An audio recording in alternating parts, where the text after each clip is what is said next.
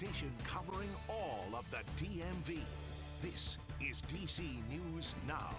Good afternoon and thank you for joining us for DC News Now at 4. Here's a look at today's top stories all across the DMV.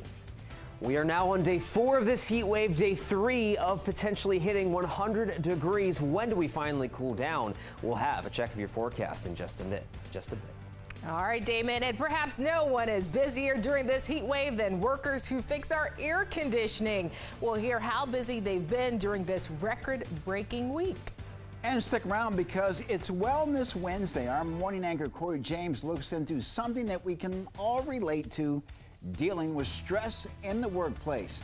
Thanks for joining us on this Wednesday for DC News Now at 4. I'm Mark Hall. And I'm Annalisa Gale. It's another DMV First Warn Day here, and this is the 4th day of this heat wave, Mark. And we're still feeling it, Annalisa. A live look outside at the National Cathedral here. National Cathedral, my goodness, it looks nice, but we know looks can be deceiving. It is hot, hot, hot.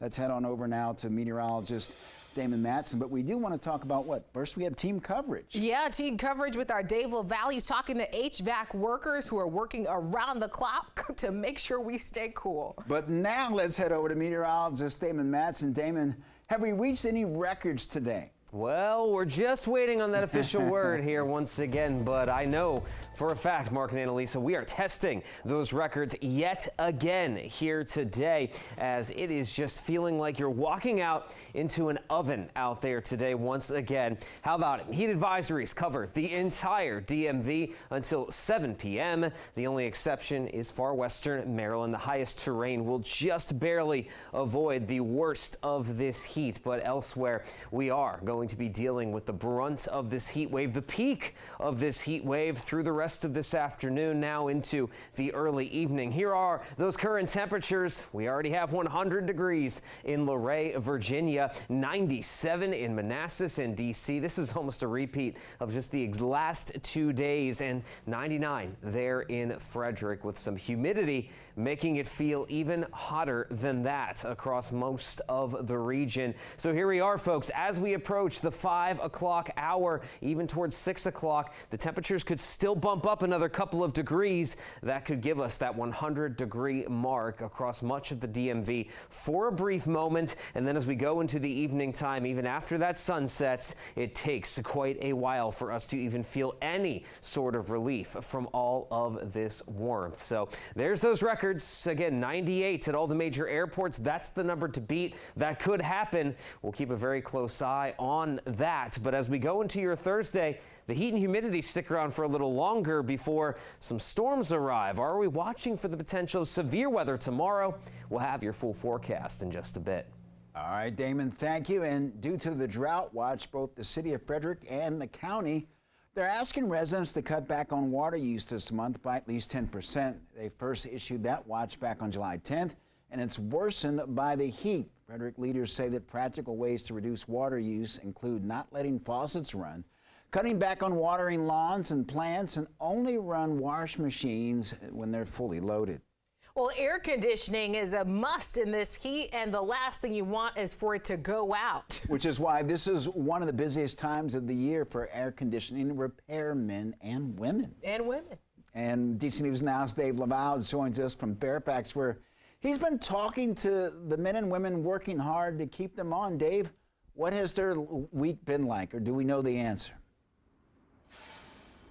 Well, hey there, Mark and Annalisa. We found this nice shady spot, and it definitely helps. And here's something else that also helps. Hope you can hear this.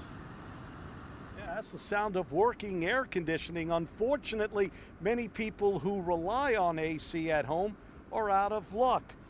Calls for faulty home air conditioning have tripled this week at A-Action Home Services. The problem facing it and other companies is there's only so many people available to respond, and priority goes to contract customers first. Company president Chuck Teets told us they're trying to get to everyone as soon as they can. That's the normal way to do things. But this week, however, it's a bit more challenging. Our men are exhausted. We generally don't allow vacations during the summertime, and especially now. You know, this is when we have to just stand up. Teets says the best advice is get a service contract and have routine maintenance performed. That should pretty much, and that should happen about twice a year, which should ensure your air conditioning is working during the hottest days of the year. We're live in Fairfax. Dave Laval, DC News Now. Dave, any tips that you're getting from the professionals to help folks with their AC units? Well, the first thing is definitely getting that service maintenance contract taken care of. The other big thing, since most AC units are kept outside next door to the house, you should often go out there and check and make sure that there are no vines or brushes blocking the vents, which could force the AC unit to break down. Dave Laval, thank you. Stay cool, my friend. All new details this afternoon in last night's mass shooting in Southwest D.C. 5 people were shot. One of those people died. He's been identified as 32-year-old Matthew Miller. Now police have arrested 3 people in connection to the shooting. They range from 22 to 36 years of age. And this all happened at an apartment complex in the Navy Yard neighborhood on M Street. Police say that when they got there, they found 2 men inside who had been shot, and one of them died on the scene. Now, there are 3 more men took themselves to the hospital with gunshot wounds. Those 3 men have been arrested and charged with first-degree murder. A 6th man was also hurt from falling out of a window. Mayor Bowser commented on the shooting earlier today. Clearly, the people appear to be involved in some criminal activity. We have too many people willing to use guns in our community, and they must be held accountable. We are, as I see it, beginning to see more accountability in our system, more people being held, more cooperation from all parts of our system. And be sure to stay with us on air and online as we learn new details. Staying in the district now, the calls for improvements at DC's 911 center are getting louder. More than 100 advisory neighborhood commissioners signed on to a letter delivered to the mayor, OUC director, and council members about performance and reliability concerns. Our Daniel Hamburg joining us live from the Office of Unified Communications in Southeast now. Daniel, what are some of the issues recently highlighted by community leaders?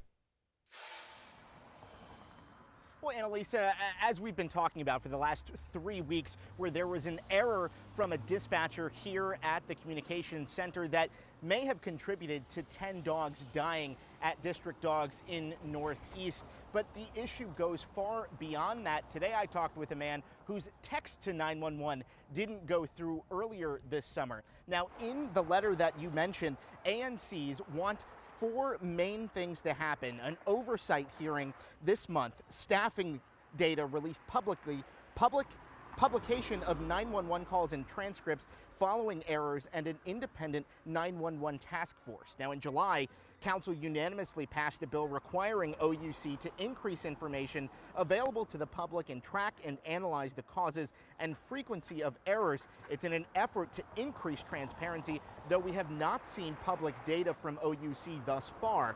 When asked about it today, Mayor Bowser said it's their intent to comply. As for the letter, I haven't seen the letter, so I can't react to it. We are very focused with OUC on making sure they have the appropriate staff in training, and we're going to continue to do that.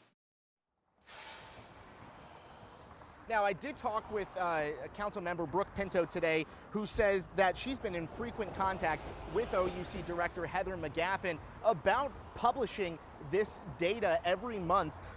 She says that there will be a committee hearing from the Judiciary and Public Safety Committee on October 5th to talk about a permanent version of that emergency bill that was passed earlier this summer. Annalisa. Yeah, Danielle, she also mentioned a hiring event coming up. But what did she say about the text to 911 issue? Well, we asked Mayor Bowser about that today. She didn't comment specifically on that issue, but said any kind of issue is a training moment. Now, I did talk with a deaf man who sent that text. He says that according to Heather McGaffin, the director of OUC, who got back to him, the system was apparently bottlenecked at that point. So it's still unclear exactly what happened. You'll hear more from him coming up at 5 o'clock. All right, Daniel Hamburg, thank you. To Virginia, Team U.S. spent the week training at Fort Belvoir ahead of next week's Invictus Games at Dusseldorf, Germany. Now, the games are an international competition for veterans with visible and invisible wounds. Yeah, exciting times for them. Haley Milon caught up with a DMV native now and Army veteran who will be competing. As she found out, Tiffany Johnson has already conquered her biggest battles. They say your feet can take you on a great adventure, but for retired Corporal Tiffany Johnson, it's her tenacity and her courage that are blazing the trail. Her feet just follow. After a while, it got to a point where I couldn't walk because I couldn't feel from my waist down. 2022, on a flight to South Korea with the U.S. Army, then 27-year-old Tiffany Johnson's world froze. I was trying to lift my legs. I was unable to. After weeks in the hospital, doctors determined Johnson had multiple sclerosis. An Army brat and dedicated athlete, she found the specter of never running again tough to reckon with. The biggest challenge was mentally overcoming that there are some things that I have to relearn how to do. That challenge proved no match for Johnson's grit in physical therapies. Once again, learning to walk and to run. Her future, though, obscured by what MS had in store for her. She found solace and eventually hope in team sports, earning a spot competing in the Warrior Games. You jump into some sports, build some camaraderie. Later, setting her sights on the Invictus Games in Dusseldorf, Germany. She didn't dare trust her legs for track and field. That fear of falling or, something terrible going wrong. But her teammates had other plans, assigning her to run and to throw shot put and discus. Gave me a newfound confidence. This week, training at Fort Belvoir, conquering her greatest obstacle before even stepping into the Invictus Arena. It's a powerful feeling because I never thought I would run again. Not like this. The games are a homecoming of sorts for Johnson, too. She graduated from high school in Germany as her father was stationed there with the Army. Opening ceremonies are this coming Saturday, September 9th. In Virginia, I'm Haley Milon, DC News Now. All right, Haley, thank you. We wish her the best of luck. That seems exciting. Right, and we want to thank Haley for shining the spotlight on perseverance and commitment. Oh, I love that. Still